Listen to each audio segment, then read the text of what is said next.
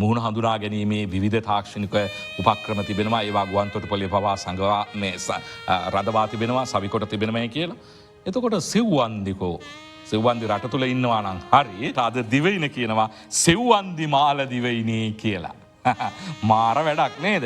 අවසානයේ අද මේක නොකියම බෑ. ඉෂාරා සෙව්වන්දි තවමත් නැති වෙලා තමයි ඉන්නේ. ඔය ගිල්ලද කියලා අපි හොයාගන්න විදියකුත් නැහැ. ඇයවත් සොයා දෙන්න කියලා තමයි අපිට ඉල්ලන්න තියෙන්නේ. අධිකරණයට ඇතුළට ඇවිල්ලා ගහලා යනකම් මේ කට්ටියට මොනවද මේ ආරක්ෂාවේ කප්පිට්ටෝ කියලා කියපු කට්ටියට එක මයිල් ගහක්වත් හොයාගන්න පුළුවන් වුණාද?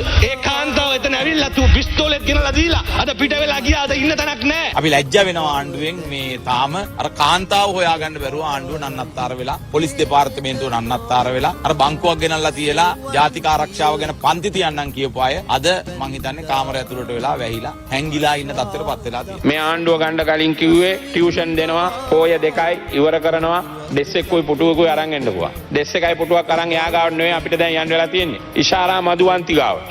ගේම දුන්නා දවස් ගාණක් වෙනවා, දවස් 10යි ඉෂාරා මදුවන්ති ඉන්න තැනක්වත් අපිට අල්ලගන්න බැරුණා දන්නෙත් නැහැ. හරිනම් ගිහිලා ඉෂාරා මදුවන්තිගෙන් තමයි අපිට ටියුෂන් ගන්න වෙන්නේ. වෙන්න විශේෂ පුවතක්. සංවිධානාත්මක අපරාධ කල්ලි නායක ගණේ මුල්ල සංජීව අලුත්කඩේ මහේස්ත්‍රාත් අධිකරණයේ විත්තිකූඩුවක් තුළ ඝාතනය කිරීමට ආධාර අනුබල දීම සම්බන්ධයෙන් චෝදනා එල්ල වී සිටි ඉෂාරා සෙව්වන්දි ඇතුළු 5 දෙනෙකු නේපාලයේදී අත්අඩංගුවට ගෙන තිබෙනවා.